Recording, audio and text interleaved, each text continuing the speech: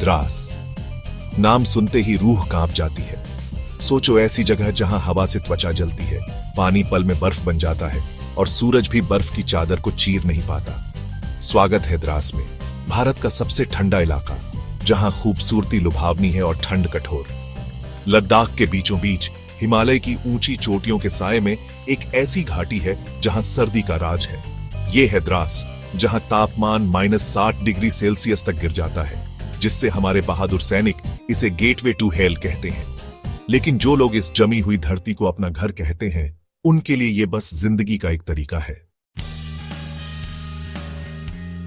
द्रास लद्दाख के कारगिल जिले में है, जो भारत के सबसे उत्तरी भाग में एक केंद्र शासित प्रदेश है। कल्पना कीजिए, एक विशाल कैनवास जिस पर ऊंची ऊंची चोटियों की बर्फ से ढकी चोटियां नीले आकाश को छू रही हैं। यह घाटी समुद्र तल से 10,000 फीट से ज्यादा की ऊंचाई पर स्थित है। द्रास के चरम मौसम में इस ऊंचाई का बड़ा हाथ है। ऊंची चोटियों से घिरा द्रास एक कटोरे जैसा है, जो हिमालय से आने वाली बर्फीली हवाओं को रोक लेता है। द्रास इतना ठंडा क्यों है? इसका जवाब भूगोल और वायुमंडलीय स्थितियों के मेल में छिपा है। ऊंची जगह और हिमालय के रेन शैडो रीजन में होने की वजह से यहां भयंकर ठंड पड़ती है। सर्दियों में सूरज मुश्किल से घाटी में पहुंच पाता है, जिससे गर्मी नहीं मिलती। जैसे जैसे तापमान गिरता है, हवा पतली और शुष्क हो जाती है, जिससे शरीर के लिए गर्मी बनाए रखना और भी मुश्किल हो जाता है। द्रास में जीवन इंसानी साहस का प्रमाण है।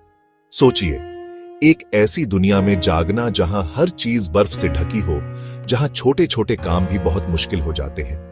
द्रास के लोग इस कठोर जिंदगी के साथ अद्भुत तरीके से ढल गए हैं। घर मोटी मिट्टी की दीवारों और छोटी खिड़कियों वाले होते हैं, ताकि गर्मी अंदर रहे।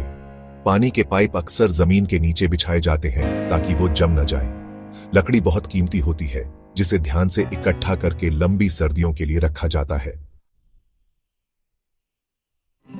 इतनी मुश्किलों के बावजूद द्रास के लोगों ने एक प्यारा और खुशमिजाज समाज बनाया है। कठोर परिस्थितियों ने गांव वालों में एकता और सहयोग की भावना पैदा की है। पड़ोसी एक दूसरे की मदद करते हैं, संसाधन बांटते हैं और जरूरत पड़ने पर मदद का हाथ बढ़ाते हैं। घरों के अंदर परिवार बुखारी के आसपास इकट्ठा होते हैं। एक पारंपरिक लकड़ी का चूल्हा, जो गर्मी का स्रोत और मिलने जुलने का केंद्र दोनों है। नून चाय, गुलाबी रंग की नमकीन चाय की खुशबू हवा में फैली होती है, जो पेट से लेकर रूह तक गर्माहट देती है। भाग 6, जमी हुई जमीन से पोषण।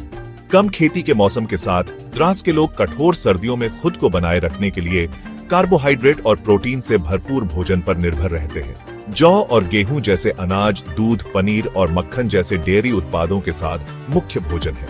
मांस, खासकर याक और मटन, को सुखाकर सर्दियों के लिए रखा जाता है।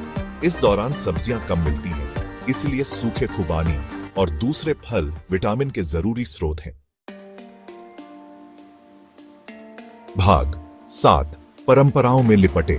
भयंकर ठंड से बचने के लिए द्रास के लोग ऊन और पश्मीना जैसे प्राकृतिक रेशों से बने गर्म कपड़ों की परतें पहनते हैं।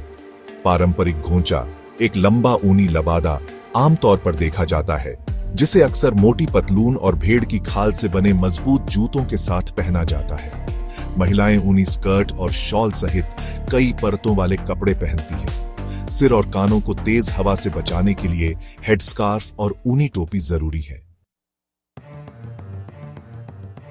भाग 8, एक दूर के युद्ध की गूंज। द्रास का भारत के सैन्य इतिहास में एक महत्वपूर्ण स्थान है। 1999 में यह घाटी कारगिल युद्ध का मैदान बनी, जो भारत और पाकिस्तान के बीच लड़ा गया था। भारतीय सेना के बहादुर सैनिकों ने द्रास के ऊपर की रणनीतिक चोटियों को वापस लेने के लिए बहादुरी से लड़ाई लड़ी, जिन पर पाकिस्तानी घुसपैठियों ने कब्जा कर लिया था। आज कारगिल युद्ध स्मारक इन बहादुर सैनिकों के बलिदानों की याद दिलाता है। यह सभी तबकों के भारतीयों के लिए एक तीर्थ स्थल है, जो अपने देश के लिए जान देने वाले वीरों को श्रद्धांजलि देने और याद करने आते हैं। भाग 9, द्रास की अदम्य भावना। द्रास में जीवन प्रकृति के खिलाफ एक निरंतर संघर्ष है। फिर भी इस असाधारण भूमि के लोग हर दिन अटूट लचीलेपन और हंसी खुशी स्वीकृति की भावना के साथ सामना करते हैं। ऐसी चरम परिस्थितियों में उनके अनुकूलन, जीवित रहने और यहां तक कि फलने फूलने की क्षमता अदम्य मानवीय भावना का प्रमाण है। द्रास भारत का सबसे ठंडा इलाका हो सकता है, लेकिन यह अपार सुंदरता, गर्मजोशी और एक ऐसी भावना का भी स्थान है जो दिल को गर्म कर देती है, जबकि ठंड त्वचा को जलाती है। यह एक कठोर याद दिलाता है कि जीवन अपने सबसे लचीले रूप में सबसे चुनौतीपूर्ण वातावरण में भी फल फूल सकता है। द्रास के लोग अपने सरल लेकिन गहरे जीवन के तरीके से हमें सिखाते हैं कि खुशी हमारी परिस्थितियों का उत्पाद नहीं है, बल्कि उस भावना का प्रतिबिंब है जो हम उनके साथ लाते हैं।